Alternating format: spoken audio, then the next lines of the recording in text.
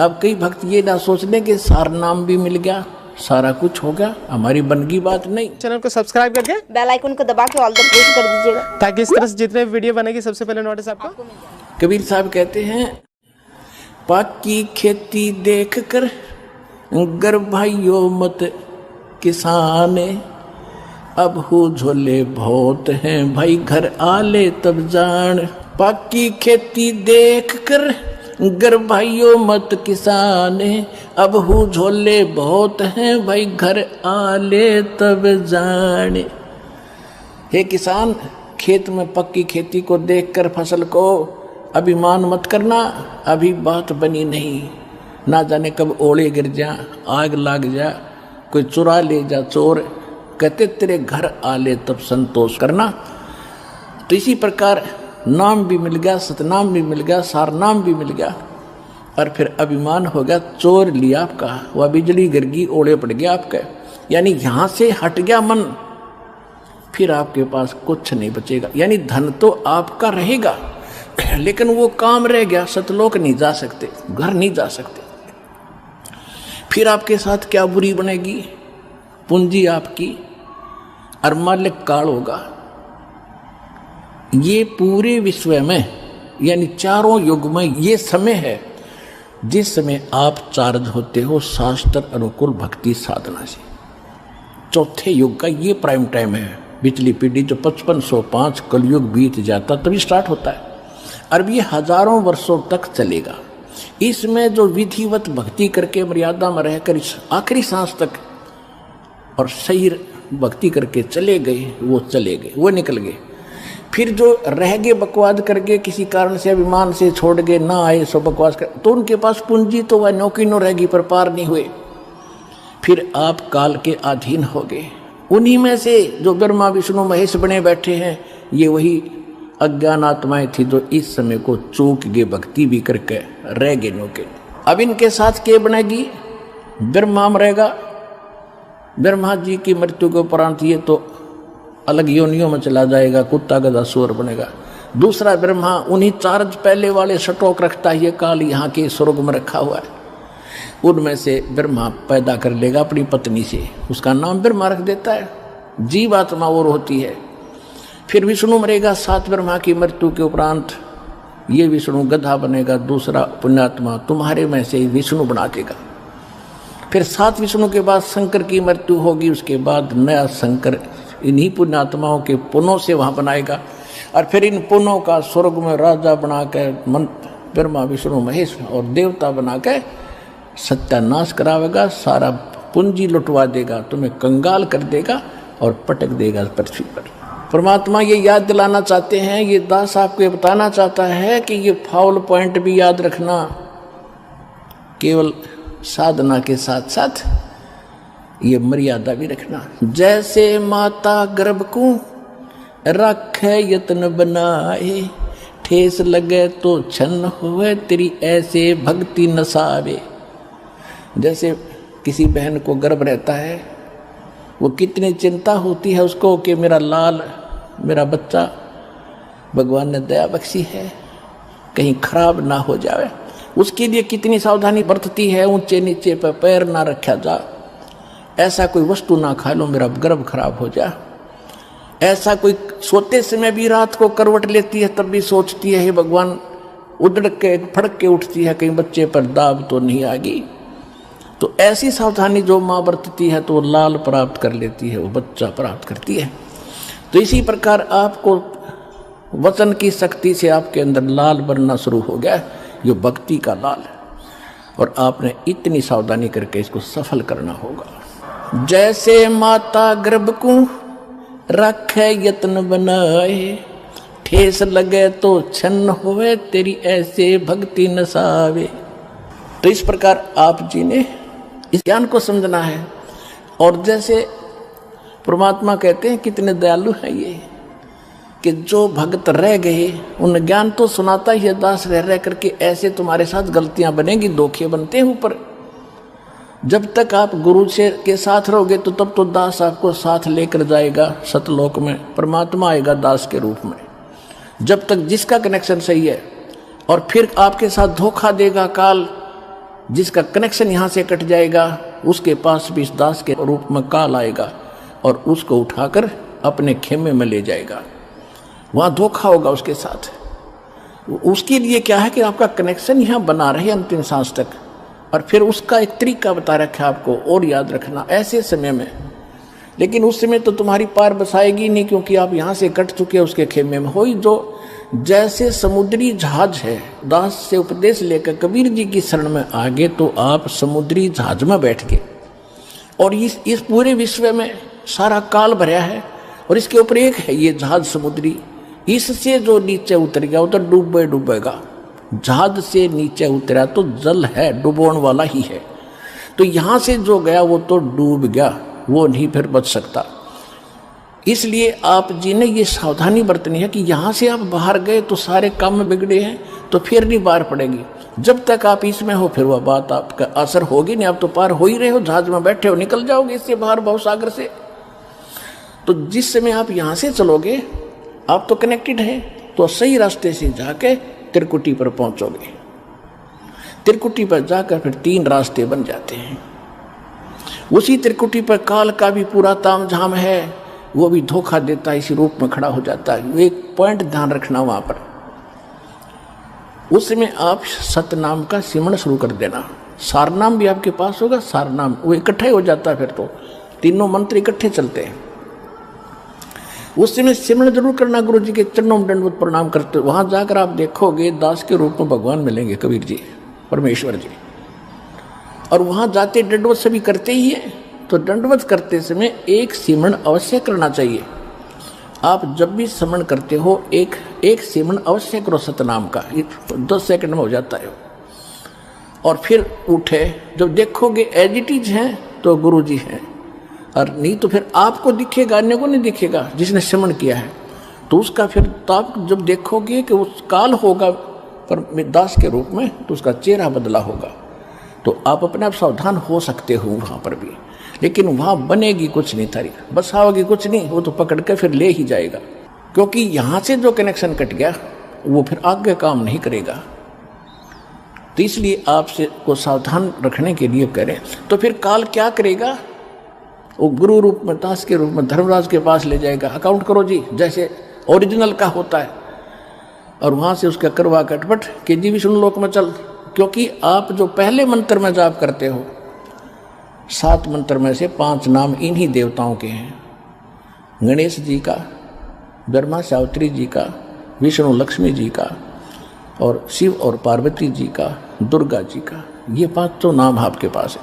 अब जो कमाई आप कर रहे हो तो आपकी डिपॉजिट होगी, आपके बैंक में है, अध्यात्म बैंक हृदय में है, एक कॉपी ऊपर है, वहाँ चला जाता फैक्स। तब यहाँ से जाओगे तो आपको ब्रह्मा जी के लोक में भेज दिया कि पहले वहाँ जाओ, वहाँ पूंजी खत्म करोगे इस मंत्र की। कुछ तो यहाँ प्रयोग हो जाती है, इसमें से आपके यहाँ संसारिक सुख आपको इससे दिए जाते हैं। शेष बचे आप वहाँ जाओगे, वहाँ खाओगे। जब वहाँ खत्म हो जाएगी, ब्रह्मा की पूंजी खत्म हुई, वहाँ देवता बना रहोगे। उसके बाद आपको विष्णु जी के लोक में भेजा जाएगा। विष्णु जी की जब पूंजी तो आपके वहाँ खत्म हो जाएगी इस मंत्र की, उसके बाद आप शिव जी के लोक में जाओगे। शिव जी के मंत्र भी आपको दिया जाता, वो समाप्त हो गया, फिर आप ब्रह्म लोक में जाओगे। वहाँ पर जो सतनाम के अंदर हम जाप करते हैं ओम मंत्र का, उसकी पूंजी ब्रह्म लोक में खाओगे। जब वहाँ समाप्त हो जाएगी, फिर उस काल ने क्या कर रखा है ब्रह्म लोक में, सतलोक, अलखलोक, अगम और अनामी लोक नकली बनवा रखे। उस दूसरे मंत्र की सतनाम की उन ऊपर के लोकों में आपकी पूंजी नाश कराओगा, और सार नाम की भी वही आपका उसको खराब कराने की चेष्टा करेगा। तो परमात्मा कहते हैं कि यदि अरे भले आदमी तुझे उस समय भी मेरी याद आ जा, ये ज्ञान तो दास आपको दे रहा है। क्या बता रहा हूँ कि ऐसा धोखा ना करियो, बहुत बड़ा छलावा होगा तुम्हारे साथ। आप यहाँ से देवता बन जाओगे, पूंजी तुम्हारी होगी, कमीशन इनका होगा, ब्रह्मा विष्णु महेश का। उनके होटल में रहोगे, सारे ठाठ देंगे, पर पुण्य तुम्हारे होंगे और भक्ति कमाई नष्ट तुम्हारी हो रही होगी। तो परमात्मा कहते हैं तुमने यदि वहां जाकर भी याद आ गई मेरी, शिव मंडल ब्रह्मापुरी चाहे विष्णु लोक में हो, हमरे गुण भूले नहीं तो आन छुटाऊं तो। यदि गलती बन गई और यहाँ से गुरुद्रोही होकर नहीं गए, दो प्रकार के होते हैं विमुख गुरु जी से। एक तो होता है गुरुद्रोही बन जाता है, यहाँ से जाकर निंदा करना, मेरे बारे में बुराई करना, बकवास करना, वो तो हो गया गुरुद्रोही। एक वैसे ही छोड़ देता है लापरवाही में, किसी की बातों में आकर चल गुटी छुट्टी लाने लग गया, वो गुरुद्रोही नहीं हुआ। उसको संभाला जाएगा, गुरुद्रोही को नहीं संभाला जाएगा। और उसको संभाला भी तभी जाएगा जब वो वहाँ जाएगा ब्रह्मा विष्णु महेश के लोक में। अब क्या करता है ये काल, जब ये परमात्मा कहते हैं यदि तुम वहाँ चले गए विष्णु के लोक में, शिव जी के लोक में, तुम्हें वहाँ बात याद आ गई कि गुरु जी तो ये कहा करते हैं हमने तो सतलोक जाना है, यहाँ आए हुए व्यक्ति तो वापस जन्म मरण में होते हैं, हमारी पूंजी नष्ट होती है। कहते वहाँ भी अगर तू तड़फेगा मुझे याद करेगा, वहाँ से भी छुटवा लाऊंगा। शिव मंडल ब्रह्मापुरी चाहे विष्णु लोक में हो, हमरे गुण भूले नहीं तो आन छुटाऊं तो।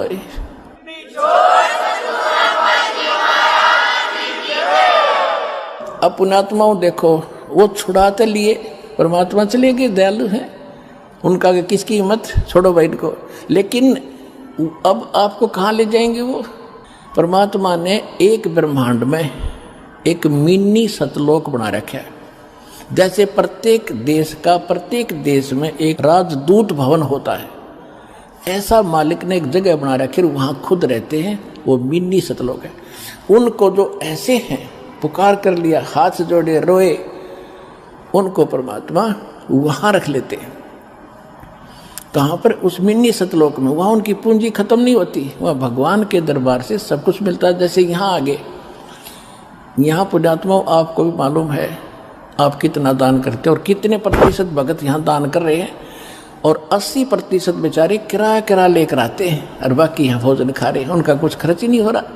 तो इसी प्रकार ये तो एक मिनी सतलोक, ये तो एक वैसे रिहर्सल, वो वास्तव भगवान का स्थान है, लेकिन है वो यानी यहाँ इस लोक में वो मिनी सतलोक वास्तव वहाँ है, और वास्तविक सतलोक तो वो अलग है। तो उसमें उनका खर्च नहीं होता। और अब वो कैसे दयालु हैं, उनको स्टॉक रखेंगे। और अब जब दोबारा जैसे सतयुग गया, त्रेता गया, द्वापर गया, इनमें उनको छोड़ना शुरू करेंगे। जैसे 600 वर्ष पहले 64 लाख को छोड़ा था भगवान ने, 64 लाख, और परमात्मा आगे उनको चार्ज करके कि ये उल्टे डालने तो यहीं पड़ोगे पृथ्वी पर, और वो पूंजी आपके साथ है। लेकिन जो पूंजी आपकी थी वो न्यारी रख ली दाता ने, और अपनी तरफ से फिर से चार्ज करके तो आपका मनुष्य जीवन होता हुआ आ रहा है। ये सबसे पहले यहाँ जो आ रहे हैं वो 64 लाख आएंगे फर्स्ट, जो पहले रह गए थे। एक कथा सुनाता हूँ कई बार आपको, आज समय नहीं रहा, उसको फिर सुनाएंगे। परमात्मा ने एक परीक्षा की थी। 600 वर्ष पहले मालिक आए थे कबीर जी धारणक रूप जुलाहे रूप में, और उस समय ना कोई ज्ञान सुनने वाला था, ना कोई कबीर साहब को भगवान मानता था। आशीर्वाद देते थे, लाखों लोग सुखी हुए थे, और 64 लाख शिष्य बने थे उस धारणक जुलाहे के। और उस समय फिर आपको चार्ज करके केवल प्रथम 5 नाम दिया करते थे, पहले मंत्र का, दो भी नहीं देते थे उसमें से, वो फर्स्ट एंड लास्ट नहीं देते, केवल बीच के 5 नाम ये देगे। वो उससे आप भक्ति करते रहे, जन्मते रहे, मरते रहे, जन्मते रहे, मरते रहे, आपके अंदर भक्ति की चाह भी बनी रही, और आप आज फिर ठहगे भगवान के, यानी इस समय मोक्ष होगा यू। अब आपके घरों में वो पुण्यात्मा आएंगी जो अभी स्टॉक बचा है उनके पास। अब छोटे छोटे बच्चे दास देख रहा है, इनके चेहरे से लगता है कितने मासूम है, कितने ढंग से यहाँ बैठते हैं, कोई सेवा करता है, कोई ऐसा इनके चेहरे से महसूस हो रहा है कि वो स्टॉक, वो बीज डाल दिया परमात्मा ने पृथ्वी पे, अरबों खरबों को पार करेंगे, ज्ञान लग रहा है आपके घर पे। तो ये चाहे किसी गरीब के जन्मे हैं, चाहे किसी अमीर के आ रहे हैं, चाहे आप अमीर हो चाहे गरीब हो, इस भगवान के दरबार में आए हो, तो पिछला भक्ति धन आपका एक जैसा है। रहा बात धर्म का, वो भिन्न भिन्न है, जिस कारण से आप यहाँ संसारिक सुविधाओं में थोड़ा सा अंतर है, लेकिन भक्ति के जो मंत्र हैं, जो भक्ति की शक्ति है, वो आपकी बराबर है सबकी। लेकिन ये बच्चे जो आपके घर आज जन्म ले रहे हैं तो सीधे सतलोक है, इनको पता नहीं माता मसाणी क्या होती है और को राम कहानी क्या होती है। ये सीधे पुण्य साथ लेकर आए हैं, इनको कोई कमी नहीं रहेगी। केवल भक्ति पर ज़्यादा लगाना, इनको भक्ति करवाना, बुराइयों से बचा के रखना, ये सीधे पार हो जाएंगे।